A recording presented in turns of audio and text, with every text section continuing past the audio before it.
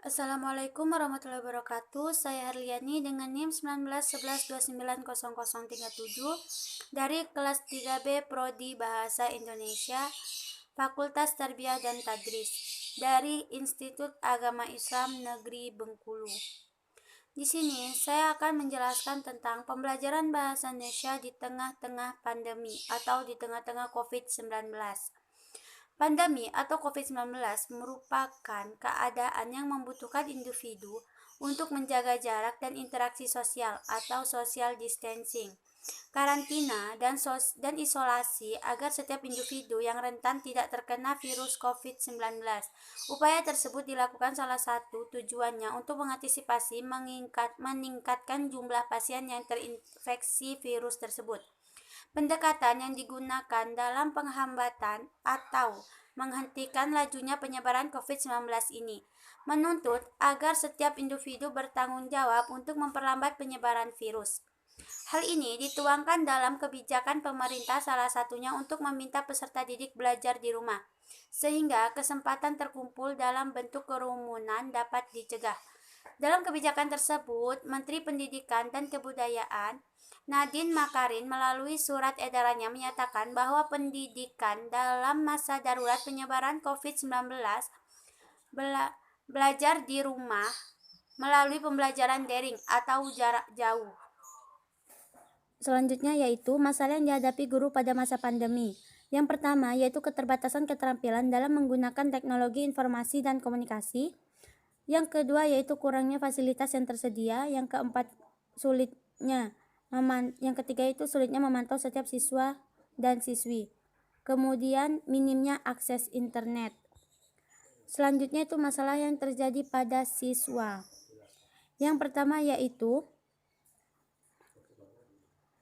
tidak memahami materi yang disampaikan karena kondisi sinyal dan juga keterbatasan media yang ada. Bahkan tidak sedikit yang kebingungan memahami materi yang diajarkan. Selain tidak memahami apa yang disampaikan, pelajar mengeluhkan jumlah tugas yang cukup banyak dibandingkan dengan pembelajaran secara daring atau tatap muka. Bahkan beberapa guru lebih sering memberikan tugas dibandingkan menjelaskan materi belajar. Hal ini hampir terjadi di semua jenjang pendidikan. Bagi orang yang mampu bisa saja memanggil guru privat untuk membantu pelajar memahami materi yang ada. Namun, bagi orang yang tidak mampu harus berusaha lebih keras agar tidak ketinggalan pelajaran. Yang kedua yaitu tidak sedikit pelajar yang kekurangan akses internet dalam setiap pembelajaran melalui media sosial atau menggunakan video tatap muka. Hampir semua pelajar, baik di perkotaan ataupun pelosok, mengalami hal ini. Akses internet di perkotaan sangat bagus, namun tidak sedikit pelajar yang tidak mampu membeli kuota internet yang mencukupi. Apalagi jika materi pembelajaran harus mengunduh sejumlah video ataupun melakukan video tatap muka dalam waktu yang lama. Untuk daerah pedesaan, pegunungan, dan juga daerah terluar, mengalami kekurangan akses internet berupa jaringan. Terkadang hanya ada satu provider yang tersedia dan harga kuotanya cukup mahal bagi seorang pelajar. Bahkan beberapa pelajar yang saya kenal harus mencari jaringan internet yang murah dengan cara naik atau turun gunung. Belum lagi tidak sedikit daerah di Indonesia yang belum maksimal memiliki jaringan internet. Kemudian yang ketiga yaitu selain dua masalah di atas, ada satu lagi permasalahan belajar daring bagi pelajar yaitu tidak memiliki sarana untuk belajar daring seperti telepon pintar ataupun laptop atau alat lainnya sebagai penunjang pendidikan. Bahkan di beberapa media sempat viral terkait anak yang tidak memiliki peralatan belajar daring hingga ia lebih memilih datang ke sekolah dan belajar bersama gurunya sendirian. Tentu ini harus menjadi evaluasi bersama seluruh pihak. Belum lagi ada orang tua yang nekat mencuri agar anaknya tetap bisa mengikuti belajar daring. Mirisnya, orang tua tersebut dilaporkan kepada pihak yang berwajib dan dinyatakan bersalah. Ini menjadi permasalahan yang cukup serius di bidang pendidikan pada masa pandemi ini. Kemudian yaitu solusi bagi guru dan siswa pada masa pandemi. Solusi pembelajaran pada masa pandemi yaitu mengajar dengan efektif dan kreatif. Nah, efektif sendiri itu apa sih? Pembelajaran yang efektif itu suatu kegiatan yang dilakukan oleh pengajar dalam kondisi tertentu, sehingga kognitif, efektif, dan psikomotor peserta didik berubah ke arah yang lebih baik. Pembelajaran bertujuan membantu peserta didik agar memperoleh berbagai pengalaman. Pembelajaran efektif merupakan sebuah proses perubahan seorang dalam kognitif, tingkah laku, dan psikomotor dari hasil pembelajaran yang ia dapat dari pengalaman dirinya dan dari lingkungan yang membawa pengaruh makna dan manfaat tertentu. Yang selanjutnya itu menuntut peserta didik untuk kreatif. Cara apa yang dapat digunakan untuk menciptakan belajar yang efektif, menghilangkan rasa jenuh, serta menjadi peserta didik yang kreatif di masa pandemi COVID-19 saat ini?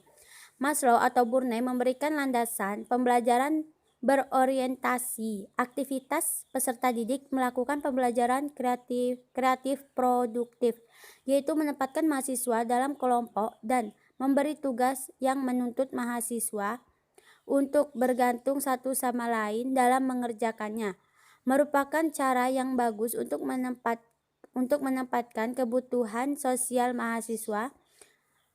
Mahasiswa cenderung lebih terlibat dalam kegiatan belajar karena mahasiswa mengerjakannya bersama-sama. Kegiatan belajar bersama dapat membantu memacu belajar aktif.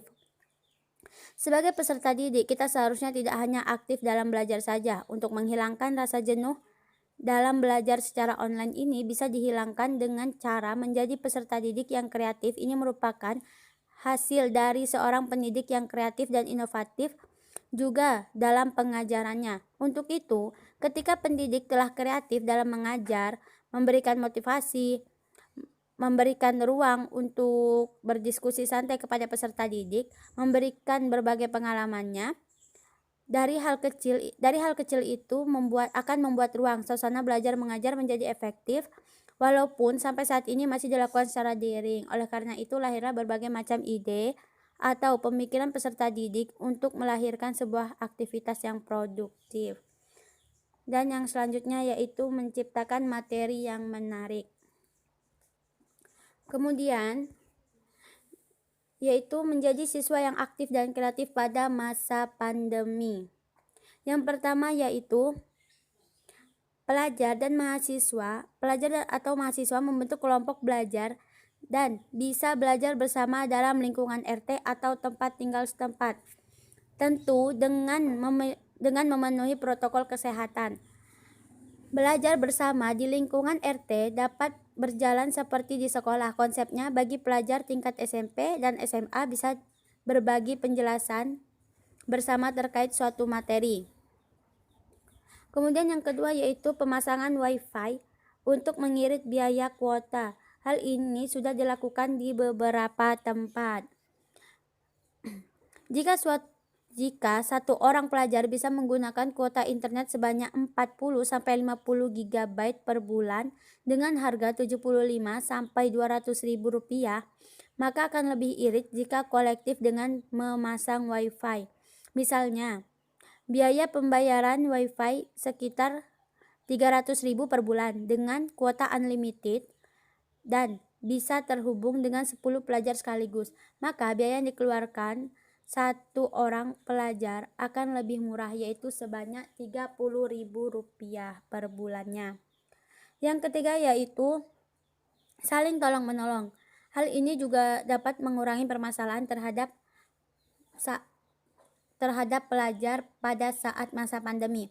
Misalnya, pelajar yang mempunyai kelebihan uang atau memiliki orang tua yang memiliki kelebihan dapat disumbangkan untuk pelajar yang membutuhkan. Tolong-menolong ini bisa berupa patungan membelikan kuota bagi pelajar yang memang membutuhkan, serta dengan meminjamkan atau memberikan telepon seluler layak pakai kepada pelajar yang belum memiliki telepon seluler untuk belajar daring. Nah, Dari 3 hal kecil di atas dapat dilakukan oleh semua pelajar jika dengan niat dan tekad saling membantu untuk satu sama lain, maka permasalahan di atas akan segera teratasi. Baiklah, itu tadi penjelasan dari saya. Semoga bermanfaat. Wassalamualaikum warahmatullahi wabarakatuh.